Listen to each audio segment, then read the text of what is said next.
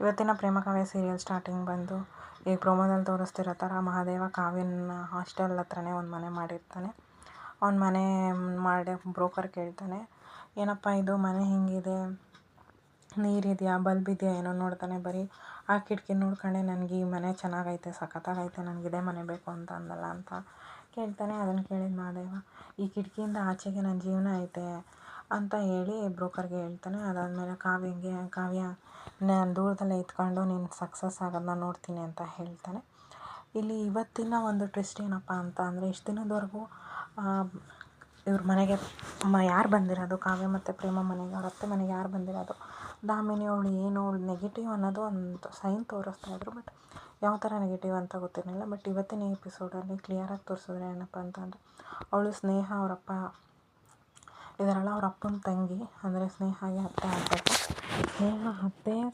ಸ್ನೇಹನ ಜೈಲಿಗೆ ಕಳಿಸಿದ್ರಲ್ಲ ಅನ್ನೋ ಇಂಟೆನ್ಷನಲ್ಲಿ ಅವಳು ಅದನ್ನು ರಿವೆಂಜ್ ತೀರಿಸ್ಕೋಬೇಕು ಅಂತ ಅವ್ರ ಮನೆಗೆ ಹೋಗಿದ್ದಾಳೆ. ಅಂದರೆ ರಾಮ್ ಕಾರ್ಗೆ ಅಡ್ಡ ಬಂದಿದ್ದು, ಡಿಕ್ಕಿ ಹೊಡ್ಕೊಂಡಿದ್ದು ಅದೆಲ್ಲ ಜಸ್ಟ್ ಅದು ಅವಳದು ಡ್ರಾಮಾ ಪಾರ್ಟ್ ಆಗಿತ್ತು.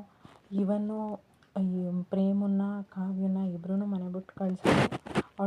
ಅವಳದೇ ಪ್ಲ್ಯಾನ್ ಆಗಿತ್ತು. ಇದಕ್ಕೆಲ್ಲ ಹೆಲ್ಪ್ ಮಾಡಿರ್ತಾಳಲ್ಲ ರಾಣಿ ಅಂತ, ಅಂದರೆ ಅವ್ರ ಮನೆ ಕೆಲಸದವಳಿರ್ತಾಳಲ್ಲ ಅವಳು, ಅದು ಅವ್ರ ಅಪ್ಪನ ಕರೆಸ್ಬಿಟ್ಟು ಅವಳು ಹೊಡಿತಾ ಇರ್ತಾಳೆ. ಇದನ್ನೆಲ್ಲ ತೋರಿಸ್ಬೇಕು ಅಂತ ಅಂದ್ಬಿಟ್ಟು ಅವರಪ್ಪ ಸ್ನೇಹನ ಅವ್ರ ಅತ್ತೆ ಹತ್ರ ಮೀಟ್ ಮಾಡ್ಸೋಕೆ ಕರ್ಕೊಂಡು ಬರ್ತಾನೆ.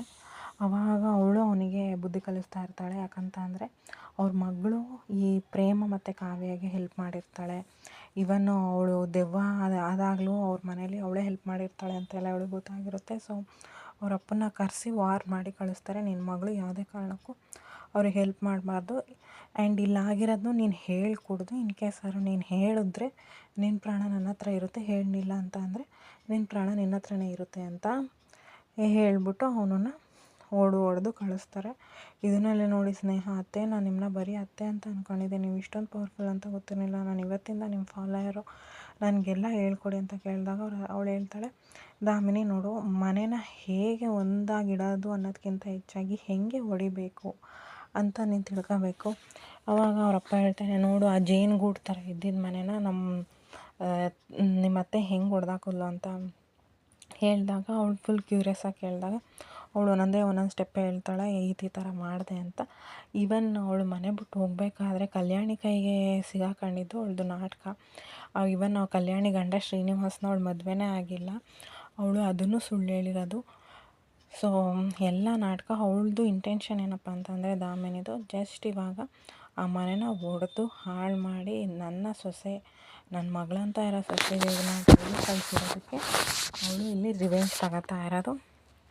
ಅದಾದಮೇಲೆ ಇವಳೇ ಇವಾಗ ಪ್ರೇಮಗೆ ಯಾರೋ ಮೆಸೇಜ್ ಮಾಡ್ತಿದ್ದಾರಲ್ಲ, ಆ ಮೆಸೇಜು ಸಹ ಇವಳ ಕಡೆಯಿಂದನೇ ಹೋಗ್ತಾ ಇರೋದು, ಅದನ್ನು ಕ್ಲಿಯರಾಗಿ ಹೇಳಿದ್ದಾಳೆ. ಈ ಕಡೆ ಮಹಾದೇವ ಏನು ಮಾಡ್ತಾನೆ ಅಂತ ಅಂದರೆ, ಅವಳು ಫಸ್ಟ್ ಡೇ ಆಫ್ ಕಾಲೇಜ್ಗೆ ಹೋಗ್ತಿರ್ತಾಳಲ್ಲ, ಎಲ್ರಿಗೂ ಸ್ವೀಟ್ ಕೊಡಬೇಕು ಅಂತ ಹೇಳ್ಬಿಟ್ಟು ವಾಚ್ಮ್ಯಾನ್ ಕೈಗೆ ಸ್ವೀಟೆಲ್ಲ ಕೊಟ್ಟು ಕಳಿಸ್ತಾನೆ. ಕಾವ್ಯ ತಿಂದು ಈ ಥರ ಒಳ್ಳೆ ಗಂಡಂದರು ಇರ್ತಾರ ಅಂತ ಹೇಳಿ ಅಂತ ಮಹಾದೇವನು ಇದನ್ನೆಲ್ಲ ಕಲಿಬೇಕು ಅಂತ ಒಳಗಡೆನೇ ಇದು ಮಾಡ್ತಿರ್ತಾಳೆ. ಅದೇ ಇವತ್ತಿನ ಅಪ್ಡೇಟು. ನಾಳಿನ ಅಪ್ಡೇಟ್ ಬಂದು ಏನಪ್ಪ ಅಂತಂದರೆ, ಸ್ನೇಹ ಅವ್ರ ಅತ್ತೆ ಅವ್ರದ್ದು ಕಾನ್ವರ್ಸೇಷನ್ನೇ ಕಂಟಿನ್ಯೂ ಆಗುತ್ತೆ.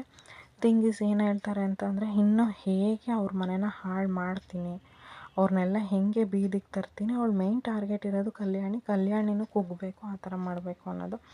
ಅದಾದಮೇಲೆ ಈ ಕಡೆ ಪ್ರೇಮ ಗೊತ್ತಾಗುತ್ತೆ ಕಲ್ಯಾಣಿಗೆ ಹುಷಾರಿಲ್ಲ, ಸೊ ಅವ್ರಿಗೆ ಮೈಕೈ ನೋವಿದೆ, ಅವ್ರಿಗೆ ಕಷಾಯ ಕುಡಿದ್ರೆ ಸರಿ ಹೋಗುತ್ತೆ ಅಂತ ಅಂದ್ಬಿಟ್ಟು ಅವಳು ಕಷಾಯ ಪ್ರಿಪೇರ್ ಮಾಡ್ತಿರ್ತಾಳೆ. ರಾಮ್ ಬಂದು ಕೇಳ್ತಾನೆ, ಏನಿದು ಕಷಾಯ ಪ್ರಿಪೇರ್ ಮಾಡ್ತಿದ್ಯಾ ಅಂತ ಅಂದಾಗ, ಕಲ್ಯಾಣಿ ಅತ್ತೆಗೆ ಮೈಕೈ ನೋವು ಅಂತ, ಅವ್ರಿಗೆ ಕಷಾಯ ಕುಡಿದ್ರೆ ಸರಿ ಹೋಗುತ್ತೆ ಅಂತ ಹೇಳ್ಬಿಟ್ಟು ಪ್ರಿಪೇರ್ ಮಾಡ್ತಿದ್ದೀನಿ ಅಂತ ಪ್ರಿಪೇರ್ ಮಾಡ್ಕೊಂಡು ಅವ್ರ ಮನೆಗೆ ಗೊತ್ತಿಲ್ಲದೇ ತೊಗೊಂಡೋಗಿಟ್ಟು ಇನ್ನೇನು ಕಾಲಿಗೆ ನಮಸ್ಕಾರ ಮಾಡ್ಕೊಳ್ತಾಳೆ ಮುಟ್ಟಿ. ಆಗ ಕಲ್ಯಾಣಿ ಎದ್ದು ಯಾರಿದು ಅಂತ ಕೇಳ್ತಾಳೆ. ಅದೇ ನಾಳಿನ ಅಪ್ಡೇಟ್.